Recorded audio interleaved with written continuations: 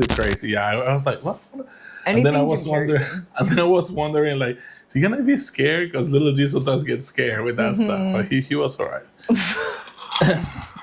Okay, like I was saying in my last episode, lately, podcast, the new thing is when they don't do introductions, it's a new thing. Podcasts just start because I follow different podcasts, but I still do an introduction. So, so welcome to one more episode of Darte Arte Podcast. We're here in beautiful Seaside today. We're indoors at Erin's parents' house. It's been featuring other of my films with the band Sensory Tribe performed here in the living room. Welcome, Erin. Thank you. Local talent, friend of a long time, and that's gonna be one of the questions that I asked you is, what's your story of how we met? Because I don't remember how we met. So I think that I was working at Perfectly Pressed Juice Bar over here under the Monterey Weekly. Yay. And you guys were doing an open mic, and that was when I was really wanting to seek out companionship in music and, you know, playing with other people. And so I like just randomly went up to you guys after you played, and I'm like, hey, you guys want to jam sometime? Wow. And then you're like, yeah. So you and Glenn were at your house, and I came over for the first time. And at the Watson Street. So many things happened. That's where Sensory Tribe started, the Watson Street. Yep. So welcome, Erin. Just Erin? Is that your artist name from now on? Or Just Erin. Just Erin. I've gone through so many names. You still come up as Indigo on my phone. Indigo Erin. Expressions, yes. That was because when I was a kid, I guess someone told my parents that me and my brother were indigo children. It was like a thing back in like the early 2000s, I guess. I don't know too much about it. Whatever it means. Whatever it means. That was the name at the time. But no, I'm Just Erin. Yeah, and then Just Erin featuring all the other people that I play with. There you go. Yeah. Or your feature on everything. Yeah. So our history goes back to like 2017 or 18 maybe. Yeah. No, I think I've known you guys for it's coming close to like 10 years. Yeah, it's coming up. Mm-hmm. Yeah, because Sensory Tribe is about to be 10 years, and I met you like right after that or somewhere there in between. Time flies, man. Yeah, that's crazy. I don't know if I want to wear my sunglasses because the light bothers me. Well, shoot, if you're wearing glasses, I'm wearing glasses. Please do. And I'm not editing this. This all stays like that. Too much work. Yep. All right, well, here we are. We're back with the glasses. And cooler. The light is so good here that I need glasses. Yeah, it's too good. It's beautiful. We're staring at the Monterey Bay. Mm-hmm. So thank you again for hosting. Thank you for my coffee. Yes. It's perfect for the second coffee of the day. For me, it's a little lighter. Salute. Mm-hmm. And we have no rush, so it's going to be an extended episode. Oh, okay. Okay. We usually do interviews between 20 minutes to an hour and sometimes a couple of hours, but we'll see where we go. I always try to start with this question of Darte Arte Podcast is related to arts. Mm-hmm. Not necessarily if you are an artist, but if you just have ever been impacted by art. I think everyone has a story with that. Yes. So I always start the pod with a question of, what's your earliest memory that you have that art crossed your path? Like a painting or drawing or music or whatever. Do you remember? Yeah, my dad. So my dad, I think, as you know, he plays guitar and bass and stuff, and he used to always have his friends coming over and like jamming at our house. So there you go. Like, one of his friends, Jay, he was like always letting me play his guitar and stuff, and I was just little teeny tiny. Age? Do you remember around what age? I would say my earliest memory probably like would be about 3, like what I actually remember myself, you know, not just like what, you know. But yeah, I remember like them being there and like our white couches in the condo we were living in, and just being like sitting there and like having fun, like dancing. And I used to have like these laughing fits sometimes because I was like just trying to get attention, and I would just like act super silly. And then Jay, he would like pick me up and like, you know, let me play his guitar. And like my dad was, you know, always playing music, always to this day is always jamming, you know. So yeah, I would say that'd probably be my earliest memory. That's crazy because that varies so much. There's things that I remember vaguely, you know, but I have such like blocks of memory when I was a kid that I don't remember. Like if I asked myself that question, I'll tell you my dad painting, but I couldn't tell you my age. Yeah. It's weird. But some people are very like, Ali has crazy memory. She remembers like exact things that you were saying, your white couches, you know? Yeah. Some people are like very exact with their memories. Yeah. That's awesome. And so music is always being around. When do you decide to, I'm gonna pick up this guitar, because you have a few songs of your own. Yeah. I know you're a little shy about it, but we're here to talk about it. No, I'm done being shy about it. Okay, there we go. I'm here to live my truth. There you go. That's awesome. No, but I remember a violin at some point when I was a kid, I think in like 4th grade maybe. Okay. And like the schools I went to, we had like band stuff. So I think that I played flute for like a second and did not like it. Had a violin, didn't like it, and then my dad traded out. Actually, let me grab the guitar, because this is my first guitar I've ever had in my life. This guy right here, the Sunlight.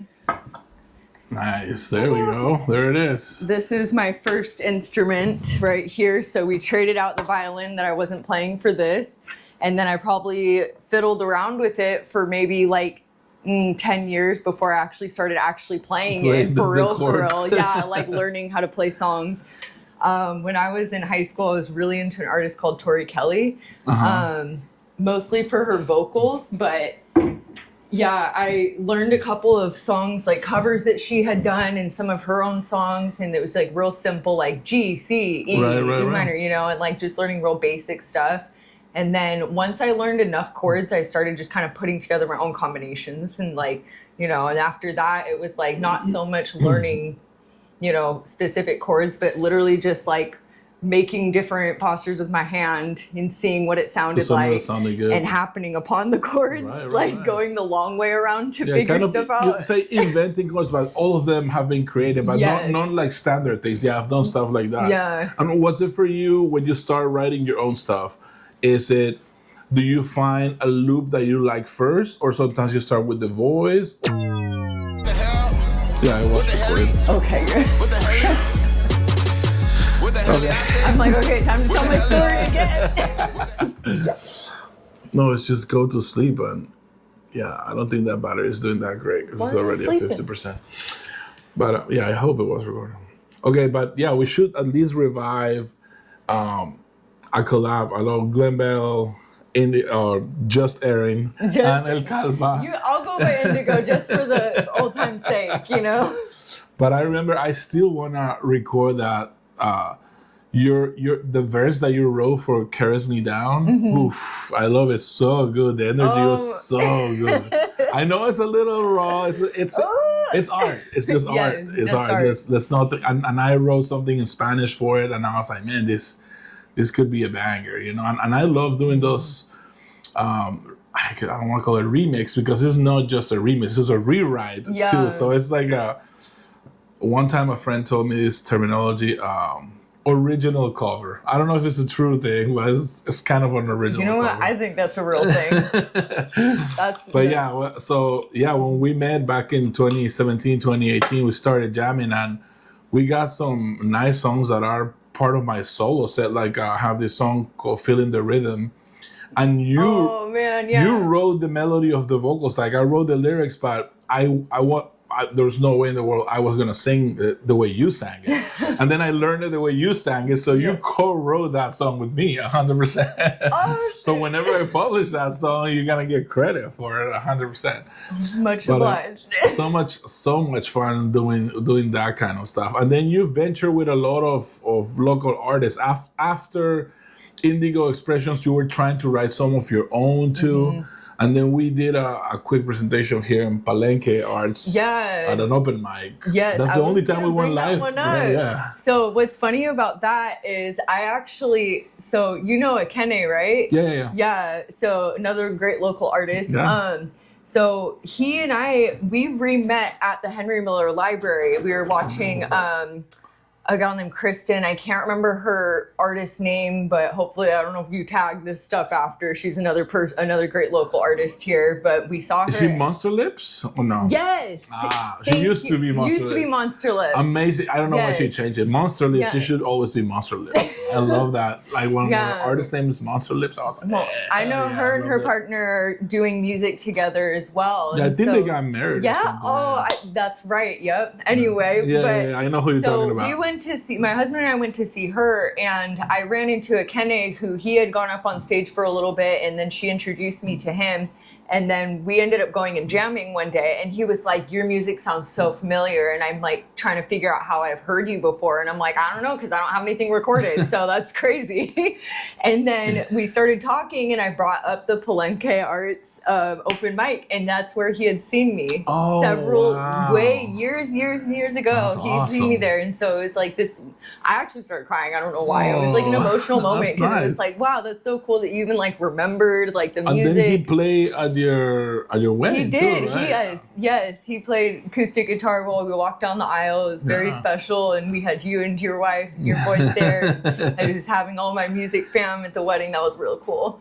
Anyway, so that's awesome. So I was trying to go back to you getting more involved with the arts. You're like, we did that little thing in 2018. You're a really good lyricist. Amazing singer, amazing. Like I want to capture your voice so much, like so badly. I want to like put it in all of my songs if I could, because you have a beautiful voice. I'm gonna make it happen. No doubt about that. Even like do a Sensory Tribe song featuring Erin, because your vocals are like. Oh, I would love that so much. I would love that so much. And then what other parts of art have you dipped your toes in? I know you like a little bit of photography, but. What else? What else is there? Yeah, so I always have loved like drawing and painting since I was little, and that was another thing my parents really encouraged in our house. Like my dad would get these rolls of butcher block paper and he would just lay it out across the floor. And my brother and I would lay there on the floor for hours drawing on yards of paper. So it's always been encouraged. Do you remember the material? What is crayons, the colors, markers? All the things. Everything. Crayons, markers, paint, like anything that we had been given for birthdays or whatever. Like we got hooked up by family members with art supplies. So awesome. Yeah, definitely arts were always encouraged. But I would say another facet of art for me would probably be like gardening, and I know that's not a conventional art form for a lot of people, but I believe it is. I was gonna say I feel like especially when I get into like designing stuff, and I don't always put it into action, but just doing like a landscape layout, because I did do I went to school for horticulture. Right, that's Didn't finish it, but I love plants regardless. But I love drawing out like landscape designs. So I hope someday when I have my house that I can fulfill one of those designs I've made. Let me have to link up with you. I have this idea that I don't know if I want to give it away, but I just give it away. It's murals with plants in it. And I want to call it. I wrote it down. Like it's because I'm not a muralist. I have all these ideas in my head, but I wanted to call it something like changing murals, where like the plants grow and the mural slightly changes, and then I wanted to project things onto this mural. So there's 3 elements. There's the mural, the plants, and a projection of kind of like not a movie, but a something, the lighting or something. I volunteer to help execute. I know people have done this in the past. I'm not reinventing anything, but I have a few walls around town where I'm like, would be good for my changing murals, or I go like living murals or something like that. I don't know. But I wrote a whole idea down so I don't forget. I was going to say, because people do the living walls, so you could totally, but then I'm seeing what you're saying is like, it's going to have like more of a design element to it, where there's like an actual image or something that. Yeah, that's so cool. Man. It's been in my head like, how to execute it, but now I know I have a partner here to do anything with plants. You guys are sworn to secrecy. No one steal my ideas. I've been done a few times. It's funny, my dad sometimes calls me like, hey, I have a brand new idea. And I'm like, I don't want to be, I don't break your dreams. But he was like, how about a thing that holds your glasses and your phone. I was like, ooh, you can just type that on Amazon. There's something. There's something. It's crazy. It's crazy. Yeah, production nowadays, like you can think of the wildest stuff and someone can probably 3D print it for you. And he's like, no, but this is a nose. And I'm like, it exists. Like it's a side table nose with a charger. And it even has one more thing that you didn't think about. So it's already been done. He's like, oh no. He wants to call like the inventor hotline to sell his invention. I'm sorry. My dad swears that he invented the checkerboard van. You want to know really? why? Because when they were kids, the thing they like to do when like the original classic vans came out is they had, I guess like my uncle drew up a mock-up of like a plain Vans shoe. Okay. And they like made copies of it and they would like color them in. And there was like a thing they like to do, like I guess on a rainy day or whatever. And my dad had done a checkerboard design because he was real into like ska and stuff. And, you know, so he made his checkerboard van design. And then Vans came out with it after. So they stole my dad's idea. It'll be worth looking in history because sometimes there is, gray areas where they don't know. They just happen to not know. I have a few things like that where I'm like, that like I invented that thing and somebody stole all these conspiracy theories. But I love that your dad invented the Vans checker. Yes. Yeah, I'm going with it. I love it. No, he really did. Oh my God. Where was he at the time? We just need to do the research. Where were you when the checkerboard van came out? Exactly. Like, where were you living? Where was Vans? Continuity is shit right now. Damn it, Michael! We have to have this thing service. So we're not sure if we record the first part of the pod. So welcome to Darte Arte Podcast. And we're here in beautiful Seaside at Erin's parents' house. Yes. And I'm here with Just Erin. Just Erin. I'm Just Erin. She's a local artist. She's been my collaborator in many musical projects. She's been in one of my videos with Barkings. Two videos. That's right. See? Yeah. Two videos. So out of the 8 videos, you're 25% on the videos of Barkings right now. That's awesome. And yeah, I've known you for 8 years or somewhere around there. But you're an amazing person, beautiful voice, great lyricist. And this is why I was like, when did talk about it? Yes. So thank you. I don't know if we recorded the first part. We started with a tall coffee, but we got lost in the conversation. So we're trying to rescue some parts, and I'm just gonna ask you a few of the first questions now that we rehearsed. Yeah. This is your first. My first guitar. You say you did a little bit of flute? Yeah. In elementary school, I want to say like probably 4th, 5th grade. I dabbled in flute a little bit. Didn't like it. My parents got me a violin, and I think I took maybe a lesson or two. Didn't like it, and then my dad traded it out for this little guitar here. Which I didn't play for like almost 10 years, like seriously play or learn anything. And then about middle school, probably closer to high school is when I really started learning how to play guitar. Poetry was an outlet for me. I always liked writing and I always loved singing. And then about middle school when I moved here, I used it very much as an outlet, for all of my big feelings, that middle schoolers have, especially those going through some tough times, Oh, man. So, and then eventually kind of marrying the two once I started playing instruments. And I always used to make this joke that I learned how to play instruments so I'd have something to hide behind while I'm singing, because that's really what I want to do. I love to sing. It's not all false. Why do you think I have bongos in front of me that I just sometimes tap? Yeah. It's like a little bit of a shield. And you're like, but I really just want to be singing. Yeah, but no, and I do love playing instruments though, and especially like the better I get, the more fun it is, because the more I learned, I'm like have more freedom and room you relax to play. more. Yeah, you relax more. I'm still struggle with the guitar. Like I play a couple of songs where I'm super confident, and then I get so into my singing that I miss a chord and I feel so bad. I'm like, oh no, I ruined it. I'm so harsh on myself, and no one noticed. And I was like, I didn't hear. I was like, no, it's done. It's horrible. Oh, no. Yeah. Oh, man. Isn't that funny how we do that to ourselves? We're our biggest critics. It's crazy. I was a few weeks ago or last week, I interviewed Jem, the photographer. I don't know if you know her. Eyes of Jem. She takes a lot of photos, and she's an official photographer for Cali Roots. Ooh, okay. And I talked to her, and she was like, I always feel like I'm slacking on the things that I'm doing. And she was like, no, dude, you're everywhere. Like, you're doing the music, you're doing the photo, you're doing your band, the other band, you and your kids and your guitar. And I was like, oh, okay. So she's like, I see you everywhere. Life, dude. Yeah. And I'm like, okay. Sometimes I feel like I'm slacking and I'm procrastinating. And yeah.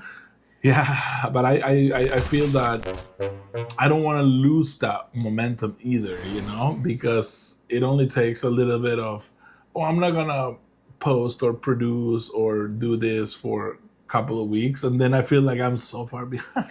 Yeah. No, but sometimes it's important to take those steps away, because it's like if you're really feeling burned out, you don't want to do that with your craft either. So, there are times to kind of step back, but then, remember, like, I'm stepping back purposefully so that I can recuperate to go back into. Yeah. Luckily, speaking of that, I haven't, other than sometimes I get frustrated with my skills, right? Because there's a limit to it and I wish I could do more.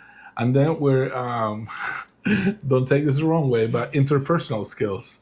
Like when other people are not meeting me at the same, and I know I'm a go-getter and a very ambitious man, so I get frustrated with that. But the burnout, luckily, not so far. Yeah. Not so far. Yeah. I feel disappointed, and then I'm like, fuck, if they were helping me the way I was working, as hard as I'm working, if everyone was on the same boat, we would be a lot farther. Yeah. But I also understand that not everybody's the same, so I need to step back and look at that. But so far, no burnout for me. If anything, I can't stop fucking writing, man. It's crazy. I was updating my biography, and, I've written more than 500 songs. It's crazy. 200 unfinished, but still, that's a lot. Yeah, no, I was gonna say it's funny because like I have what I was mentioning earlier, all of my notebooks and stuff from when I was a kid, and like some of this stuff, like I've even started kind of pull out of the grave a little bit and be like, okay, maybe let's play with this a little bit more, and and then you start counting them up, and it's like, wow, I've been writing for years and years, and like all these experiences, all these feelings, all these perspectives that I've written down and have captured in these words. Yeah, I was talking to Ali last night over dinner, and like, remember when you were 14 and you're like, those feelings are so strong, and then your first relationships and you think the world is over. I was like, no, it's over. I will never get out of this. Like, I need to like refresh my head so I can be very there for my kids when they go through it, because right now I'm very, like Ali says, I have the heart of stone. Like, I don't feel anything. I don't cry or nothing, but I was very sentimental when I was younger. The world has made me this way. I have the skin of an alligator now. Nothing, or of a rhino, nothing hurts me. No, you have a different way of expressing, I think so too. Because like I think about that, like I've always been a very sensitive individual, and I used to be a big crier, not in front of people, but I was like go in my room and cry and feel things really, really intensely. And it's like I still get those intense emotions, but I think that I handle them a lot different, especially when you have responsibilities like children, or you're, you have to, because in some areas, you do have to put on a straight face and, barrel through and take care of what has to get taken care of, and not let your emotions get the best of you either. Yeah, no, that's totally true. And that's what we're saying. Like, I was telling her about one of my first girlfriends and how she like broke up with me, and I was like, it's over. Like, what? Everything. My whole world. I'll never love again. Crazy yeah, stuff. we think we know something at that age for some reason. It's like we have so little perspective, but we're like, we know everything. This is how it is. And then your parents will tell you, it's okay, I've been through it. And you're like, no, you never felt this way. No one has ever felt the pain I feel. Yeah, it's crazy how the feelings are like, there. I'm trying to not forget, because I want to be, what's the word that I'm trying to use? There's two words that I get confused. Is this happens to me in front of the camera. My English dictionary and my Spanish dictionary are fighting up here to find the word, and I can't. it's not sensitive, but it's what is it when you feel sympathetic? Like empathy? Empathy and sympathy. Yeah. Right? And I always confuse those two, like which one is which one. But to feel sympathy and empathy for when my kids go through this shit of the hormones when they're like 12 to 15. I think it's, if I'm not mistaken, and I might be tripping, but I think that sympathy is like when you feel like you see someone going through something and you feel bad for them going through that. And I think empathy is when you like feel that pain with them, you know, you know, and it's like, I think in a sense when I talk to people I know that have children, you know, it's like, I think it's more like an empathy thing, you know, especially with what we're talking about. It's like, cause you have been through that, you know, that pain, you know what it feels like to feel like the world's crashing down around you at that young age, you know? But I might be wrong. Hey, I'll take it. It's on record now. Yeah, it's on record if I'm stupid. I'm just kidding. If I'm wrong and loud.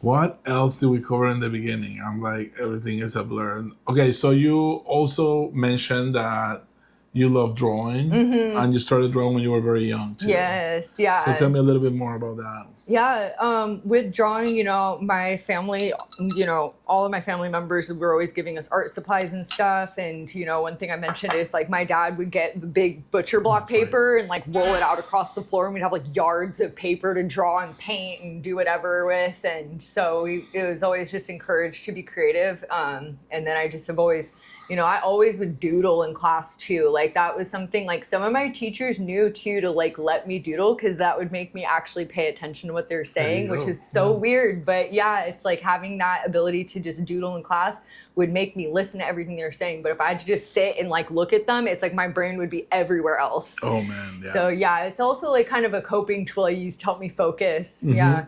But yeah, for me too, was depending on the class, and I still do that now with watching a podcast or a movie. I have to pause it. If I hear sometimes a word that I don't even know what it means, but because of how it sounds, I'm like, I wanna find out what it means, and I think I want to use it in lyrics or something. Yeah. So I've been doing that since school. So sometimes when I was in high school, the teacher will say something was in the middle of a history class and they say a word and I like that word. So I started trying to make a rhyme, and some teachers that didn't get the creative process will yell at you. It's like, hey, pay attention. What are you doing? This is stupid. But then I had, like I mentioned before, I had that one teacher that was like, keep doing that. Yeah. All those side notes on your notebook, I don't find it like distracting or messy. This is like, you have some like little poems here. Yeah. And that's the teacher that stuck with me. And he like, thanks to him, I wrote like a 30-page little story and we submitted it for like a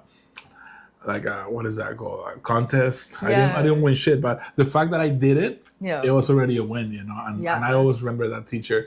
And I think he, in a way, kind of made me believe that, you could write. And all the music that I write now kind of stem from my poetry. So yeah, what a valuable thing too to have like a teacher that recognizes the way that you're learning, because I think that that's something like, you know, I have a big heart for teachers because I know how hard it is to have like 30 kids shoved into a classroom all with different learning styles, you know, and it's like different backgrounds, and they're very limited in how they're able to reach the kids, you know. So it's important when you have a teacher that's able to like see that in you, you know, and is able to like really be like, hey, I recognize that this may not be conventional, but it's working for you and you need to continue doing it how you need to do it to get there. You know, it's like we all have this point of like, you need to learn these subjects and you need to be this level of proficiency in these subjects.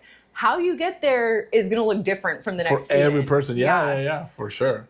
Yeah. No, that's the teacher I remember, you know. It's like, it's crazy, but yeah, those are the people that leave a mark, a positive impact on you. Yep, exactly.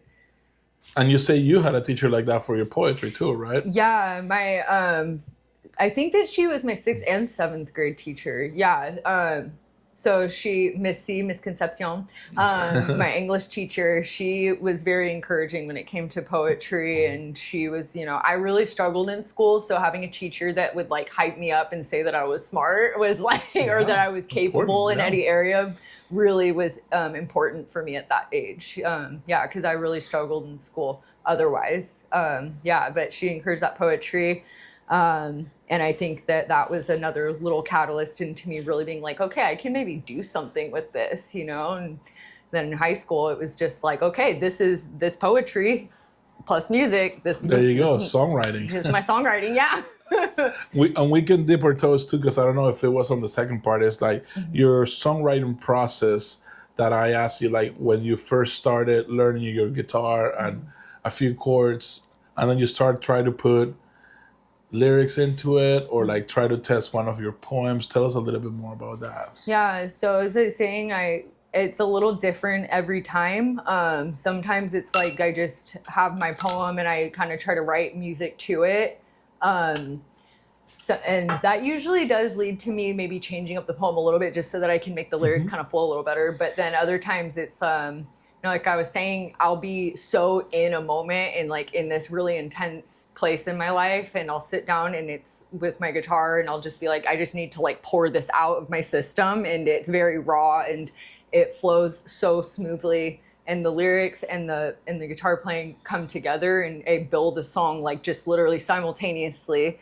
And those are those songs where I'm able to like flesh it out in like one go, which is not all of them, obviously, right. But yeah. So those are really cool moments. Those songs end up being like some of my favorites that I've written.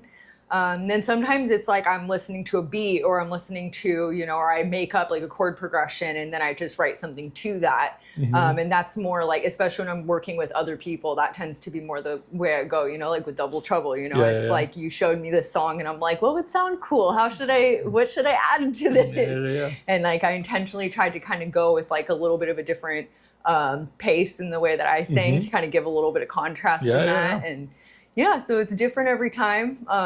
Depending on the mood and all the things, life. Where I'm How at. about the tools? What tools do you use? Do you use voice memos? Do you do a video? Do you do notes on your phone, or do you actually write lyrics? How do you? That's also a little bit of everything. Mostly, so as far as recording, I'm pretty much like all voice memos right now. I did invest in recording equipment recently, which I want to start learning how to use properly. So that way, when I'm having like, if I want to sit down and just record something real quick, I can actually like have it somewhere that I can translate to other people that I want to play with. Yep. Like having a legit setup. But yeah, mostly just voice memos. A lot of my lyrics are in my phone. I used to write more in a journal, but the problem is that I don't always bring my journal with me. I always have my phone with me. And so if I'm like have an impromptu jam session and someone like wants to know it's something new you're working on, I always have my lyrics with me. Right. So that's kind of the reason I like lean towards my phone just being my central place for capturing, lyrics and sound, right now. But yeah, that will develop. Nice. Yeah. Well, if I can give you advice on your computer setup, you have a Mac. So you can start with GarageBand. I still use GarageBand here and there. I have graduated to Logic, which is the next step up. And a lot of people that use Logic, is so easy to interchange projects. So I have a project in one state, send it to you, you add your voice and you send it back. So that way we don't have multiple projects, it's just one project. So once you get a little comfortable with GarageBand, move to Logic. It's only $200 and you have it forever. Yeah. So that's my recommendation. Other people will tell you Pro Tools sounds better. At the end, the way you master and how you want your music to sound should appeal the best to you. Yeah. And then the next difficult thing is to have enough volume, right? Because the quality, what people call quality, is sometimes just volume. When they're playing you on Spotify and your song is less volume than the other ones, is when people are like, oh, this is not good quality, which is not true. It's just volume. But now the tools that Logic has, they push that volume great. Yeah. If I show it to people, unless they're a really, truly hardcore, nerdy engineer, they'll be like, that wasn't mastered correctly. But dude, if the volume is there and you have, the isolation of the tracks, you can produce with a laptop. And there's always remastering if you ever feel like you have to. Or some engineers are really good at mixing drums. Oh, yeah. Right? Somebody just helped us make something for Sensory Tribe. The second single that we released this year was Tribe Mine. And the guy who helped us mix it, his drum mixing, amazing. Yeah. But I don't think he was working too much with horns. And for Sensory Tribe specifically, our horns are very present. Like they're one more voice. They're our secret weapon. So they need to be very forward. Yeah. A lot of people treat horns like, oh, they're in the background. No. Or like they're in the front. Yeah. They need to be as loud as the lead vocals when they're doing their things, you know? So it's all about like, hey, no, we need more of this, we need more of that. Yeah. But I don't think there's one way. I always say this with Swissley, my partner in barking, is that there's no one way to do the thing. There's many ways, there's many rules, and there's many rules to be broken. That horrible saying, there's more than one way to skin a cat. That's it. I think we got plenty, and I can chop this with the next one. Right. And we already have the good vibes, so... Heck yeah. Unless there's anything you're itching to share that we haven't mentioned. No. I think this is a wrap. I'll probably think of stuff later, but it's okay. We can always do the next one. So that's a wrap. 42-year-old man got to stay. Let him cook now. That's right. Let him cook. That's right. I said let him So you're so much younger than me. You have a lot of growth to do. You have the time and you have the skill. And I got the support. I got the support. Yeah, that's very important. Have you ever published any of your songs? Is there anything out there?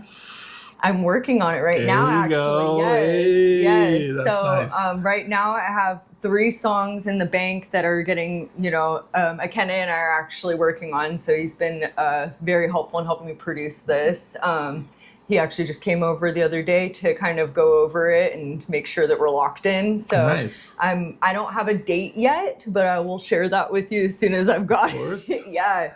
But are you gonna try to put them everywhere on all streaming platforms? Then you need to have your artist name locked down. If it's gonna be Just Erin, I'm Just Erin though. Right. I'm just Erin. Grab it and run with it. Yes, I'm Just Erin. Okay.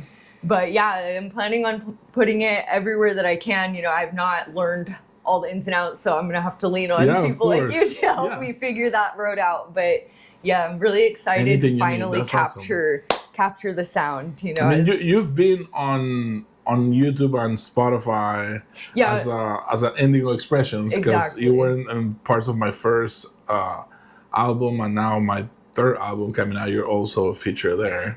I'm so excited. I just finished mixing that song. Yes. And I have so many other ones that I will want to feature. And we shall, dude. I'm ready. The fire is burning. That's awesome. That's awesome. And I know you had a few songs, acoustic songs. Is that where you're leaning to release, or what kind of, or do you want to leave it as a surprise? I don't know. Well, no, I mean, because I don't totally know. A lot of my stuff is acoustic simply because that's what I have and that's what I use to write with. But now I'm trying to expose myself to other artists. I definitely see visions of getting some like kind of symphony stuff going on, nice. Getting some strings. Getting like, I would love to work with like a stand-up bass player or like a cellist and a violin player, like the whole 9 yards. Some of my songs I do see very big production for, but that also is going to be having to learn how to work with artists. I don't read music and I don't know how to write out my music. I just know this is the chords I'm using and I put the capo on this fret. It's okay. But anyway, so I do have like some bigger plans for some of my songs, but quite a few of them I think I'm going to leave pretty minimal and like simple, because I do also really appreciate the vibe of feeling like you're in the room with me, it's just me sitting there with my guitar. And the reason I say that is because one time Akene, when he had recorded some of my songs and he was showing them to his friends, I guess he didn't tell them that it was like someone he knew. He just started like playing my songs like around some of his friends that didn't know me. And a friend of his was like, wow, I really like this artist. Like this sound is cool because I feel like I'm like sitting in the room with her. And he was just like, oh yeah, that's because it's just her in my room with the guitar. So I appreciated that comment because I like that feeling of like that intimacy, especially with songs of mine that are more intimate and are more, which as like I write a lot of, I don't want to say heavy, but I write a lot of very sentimental stuff. You're a great lyricist. I remember the few songs that's like you can Yeah, you're a good lyricist. You got that. On the other hand, I am really enjoying working with artists where I can do more fun stuff too, because that's also a side of me that I feel like, you know, I think it's just because I don't play instruments that way, you know, so it's like that's why I also kind of write, you know, more like of the somber stuff, because that's what I play on my instruments. But when I get the opportunity to play on something more hyped up and fun, like the song is coming out like double trouble, participating on a video destroying a car. Yeah, barking. Yeah, because like some of my stuff you might be crying to, but then the next second, you're gonna see me on top of a car breaking in a windshield. So, there you go. And so so I like that's one of the things I love about art though, is that you can express all of these facets of yourself, and you know, you don't have to stay like. And I think as an artist, the reason that I also have let this be a slow burn and I haven't tried to throw myself into anything is because I don't necessarily want to get locked into like, this is the genre that I am, you know, this is like the sound that people, you know, which is good if you're trying to establish, you know, a certain consistency, and I get that, but it's also like, but I love all these styles of music, so I want to do all these styles of music. Don't trap yourself. Yeah. I never know what advice to give there because I'm a mess. For a second there, I wanted to be serious about this stuff. And then I was like, no, I'm only going to do, you know, reggae with Peruvian Andean infusion. But then I saw a cumbia song. I was like, I can make that. And then I liked that song. And then I was like, okay, I just wrote a cumbia. And then one day playing with Warash Band, I've liked some kind of rap. I've never been a big rapper myself. But then I got a beat and I was like, I can use one of my poems to rap over this. Oh, dude, you got the voice. You got the voice for it, though. Like that's all it took. I rapped one time, and I was like, "Oh shit, I'm doing a whole rap album." Now it's crazy, and I don't want to limit it, but people do get confused. People was like, "What kind of music you make?" And when I say everything, they're like, "Man," like. Yeah. Some people don't buy into it. You know what? You can be like this. What do you like? And they tell everybody like, okay, I got some of that. I cater to the people. I was gonna ask you, how strict are you when you write a song, let's say a sad song, right? And later, or somebody brings an idea that, oh, how about I don't know, I'm gonna go extreme here, but it's a sad song you wrote with your guitar, and somebody tells you, I want to do some reggaeton drums on top of it. How opposed will you be to that? Like, is it so sacred that you don't want to have another version of that song? Or are you like, hey, let's try it? If it hits, it hits. I don't consider myself strict, you know, if I just don't like how it sounds, like I'll always be willing to try stuff, you know, and I think that's, you know, the first thing, but then it's like, you know, I'm usually relatively open to trying a lot of stuff. Also because I love a sad lyric over a hyped up song. I love that contrast. Yeah, that dichotomy is crazy. Yeah. So, no, I would say I'm not strict about it, but there will be times where like someone will show me something and be like, that's not for this song. Like, and you know, so I have had like some moments like that. Fortunately, everyone that I've worked with is super receptive and respectful, you know. And knowing your vision is important too. Yeah, exactly. Yeah, but no, I'm always down to try. Yeah. Yeah, what I do sometimes is when Sweesley and I don't agree, even with a hook, right? Because the hook is supposed to be the same, but I'm breaking rules all the time. So to be fair, this is the fairest I think I can be, and correct me if I'm wrong, right in the comments. If we have a hook that we both wrote and he wants to sing it one way and I see it to sing in a slightly different way, guess what? The song has the hook twice. Yeah. The first time we'll sing it your way. The second time I'll sing it my way, and everybody's happy. Compromise. Some people don't like that, but to me that's part of the magic of collaborating, where like you don't give up completely. Like, okay, you just do it everything your way, but like, how can we do it 50-50? Even sometimes we change the delivery of the second line, like the first line. Double Trouble. Yeah. So it's like we change the delivery slightly of the second part, and then it complements. And Double Trouble, a friend, he's gonna be featured too as a guitar and other stuff, and he added some weird stuff. I'll give you the song today. Yeah. I went to his studio up in like, I don't know, somewhere close to. All the way to San Francisco, but somewhere in that area. And he's crazy, man. He's a really good reggae artist. He's playing with sensory tri guitar now, but he produces a lot. Oh, that's awesome. So yeah, shout out to G Scar. He's killing it. Yeah. and I'm gonna have on my album in a few more songs. So you're coming up with some songs coming out. Yes. That's awesome. You say you don't have a date yet. Not yet, but to be dropped soon. In fact, I'm not mistaken, Kenny's coming over later, so I think we might be discussing a little further on that. But the things to think about is like the streaming service you want to release with. I don't think you're gonna have a lack of this, but between you, your husband, and your brother, cover album. Yeah. You know, a picture or something. That I have, which I'll give that to you. I don't know if you edit stuff in here later. I can put some of your art. If you want, I can send you some of my ideas. Yeah. And what is? Have I heard one of these songs before or no? I remember one of your songs was Control. I love that song. Oh, that one I haven't done in so long. Okay. I would have to but actually I would like to revive that one. I would love to remix and I would that like one to actually, I was going to say, I would think that one I would have to do with you, you know. Because I would love to rap in between. Yeah. And I definitely miss that one. Yeah, that one I have to work with you on. The three that I have right now, I don't know if you've heard. Okay, yeah, good. That's good. I'm always coming out with new stuff, so I don't know. See, this is why you have to capture. I have a lot of recordings because back in the day when we were in my house just jamming, I'll just put a recorder in the middle and capture the whole practice. Yep. And sometimes I chop the versions that were okay. And once in a while, when I'm just listening to my music, they'll pop up in my queue, and I'm like, wow, we need to redo that song better. Yep. We need to record it better. Yep. But also, at the same time, it's it doesn't sound professional, but it captured that moment in time, which sometimes I'm like, this is good enough to just put on YouTube. You know, it was a moment in time. Let's just put it out too. Someone was debating. I had this idea of putting one part of my YouTube to call it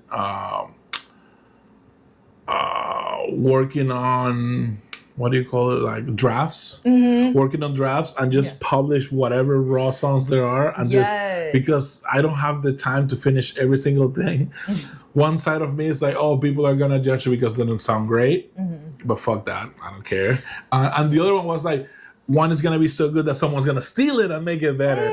But if somebody's stealing from me, I'll be humbled. I'm really glad. If your music is good enough for people to steal it, hey, go ahead and steal. You're doing something right. Yes. So I think I'm just gonna go over that hurdle that is like, should I or should I not? I'm just gonna put working on drafts. I'm dropping their 200 half-finished songs. Yes. No, I love that though, because it's like I always appreciate too, like later down the line, you know, you have your following of artists or listeners, and they're listening to your stuff on Spotify, like your cleaned up stuff. And then they happen upon your drafts and they get to hear that creative process. Like, oh, this is when he was like working on this song that I love, you know, hearing that like with the Beatles, you know, like they'll publish some of their like old, like just random studio recordings and like where they're just, you know, messing around and like, it's like, wow, that's them in the process. Yeah. They're special. And that's something I learned that with Bob Marley too, because I used to, back in the day when CDs were a thing, I still have CDs, but I remember going. Are we that old where CDs is like an ancient thing now? Well, the cars don't have them anymore. Cars don't have the option to have a CD player, which is bullshit. Youngins, you don't know what it is to have a CD scratch on you. Mine has a CD and I still play CDs, but when CDs were starting to die because of digital era at Ross, they basically give them away. Yeah. So I started buying all of these early recordings of Bob Marley, and sometimes he recorded the same song 7 or 8 times and released it. Wow. And then you hear it in Legend or Natural Mystic, and you're like, wow, this song is so good. He had recorded the same song 7 or 8 times before with slightly different parts. Yeah. So he was like recording, releasing, recording a little better, releasing, recording, and even that's something that I learned from a teacher, but also from Bob. It's like you can still revise your song and edit it a little bit. And if you have the capability and you make it bigger, or you have more knowledge to remaster or even revise chords or add a trumpet line or something, like when I was younger, I was like, I wrote it this way and this is the only way. Yeah. I've learned to edit, man. Editing is magic. Yeah. Magic. Even with old songs that we do with Sensor Drives, 8-year-old songs, I'm like, let's throw something new and let's just refresh it. Yeah. And when it works, it's like, I feel like that's also just a statement to life. You know, we're constantly revising, you know, the way that we move through life. You know, it's like we feel very set in our ways. And then all of a sudden, you know, it's like your whole mind can change on like a certain area of your life, you know, and we have to be open to, you know, evolving and changing as needed, you know, and you're not the same person you were like you're not the same person 8 years ago. Yeah, and your music, you know, that's a great way, I think, to reflect that. It's like, oh, you know, this is how I sounded when I was at this age, and now with time and age and wisdom, you know, this is where I'm at now. And to have that documented through your music is very cool. Yeah, it's a trip. Okay, I think do you have anything else to add? Coffees are almost done. I know. I'm just afraid that we might have missed the first part of the interview, so we're gonna reshoot that. Okay. But I'm gonna put your socials here. I'm El Kallpa. This is Darte Arte Podcast. Thank you, Just Erin, for having me in your own house. Yeah. Thank you for having me. I know. Thank you for recording in my house. Thank you to your parents. I think this is one of the first episodes indoors, but that's okay. We sit wherever we can sit, and when we talk about art. Yeah. And thank you for everything you do. You're gonna be in a lot of my songs because you have an amazing voice. I can't wait to co-produce something with you where you have your lyrics and your ideas there. It's a lot of stuff to do. Yeah. So, Darte Arte Podcast. See you next time. Bye. All right.